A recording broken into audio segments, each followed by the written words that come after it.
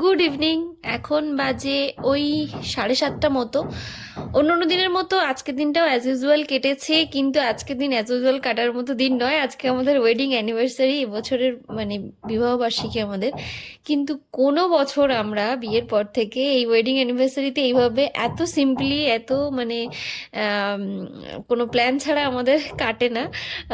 ওর একটা ছুটি নেয়, কোথাও পুজো দিতে যাই বা বাইরে খাওয়ার প্ল্যান করি বা কিছু ঘুরতে যাই, কিছু একটা না কিছু একটা আমাদের প্ল্যানে থাকে। কিন্তু এবছর আমার শরীরে মানে কন্ডিশন ঠিক ছিল না বলে আমি নিজে ঘরেতেও তেমন কোনো রান্না বান্নাও করিনি, পুরো সিম্পল অন্য দিনের মতো কাটিয়েছি।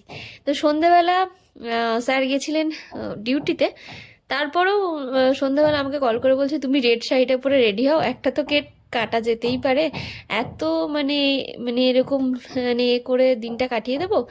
তো আমি আজকাল আমার স্বাস্থ্যও খুব একটা ইচ্ছে করে না যদিও, তো বললো বলে আমি একটু রেডি হলাম। আর এরকম ছোট্টখাটো একটা সেলিব্রেশন হচ্ছে। সত্যি কথা বলতে কি, লাভ ম্যারেজ এবং আমাদের বিয়েটাই আমাদের কাছে একটা মিরাকেল ঘটনা বলতে পারো। যখনই এই বিয়ের দিনটা আসে তখনই আমার এই কথাগুলোই মনে পড়ে যে একটা সময় এমন খারাপ কাটিয়েছি যে যখন দাঁড়িয়ে আমরা এই ব্যাপারগুলো ইমাজিনই করতে পারতাম না যে আমরা একসাথে থাকতে পারবো, সুস্থভাবে সংসার করতে পারবো। এই যেগুলো ঘটনাগুলো আমার সাথে হচ্ছে, মাঝে মাঝে মনে হয় স্বপ্ন দেখছি। এবং ঈশ্বরের ব্লেসিং ছাড়া এগুলো সত্যিই সম্ভব হয় না। আর আমার বিয়ে হওয়ার পর থেকে আমি চোখ বন্ধ করে ঈশ্বরকে বিশ্বাস করি, কারণ সত্যি সেই সিচুয়েশনে আমাদের এক হওয়াটা সম্ভব ছিল না। আর সেই খারাপ সিচুয়েশনে দাঁড়িয়ে ভাবতেই পারিনি যে জিনিসগুলো সেইগুলো ঈশ্বর প্ল্যান করে রেখেছিলেন।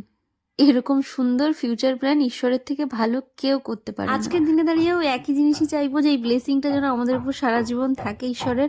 আর এই সম্পর্কটা হেসে খেলে এরকমভাবেই শেষ দিন অবধি যেন আমরা টেনে নিয়ে যেতে পারি।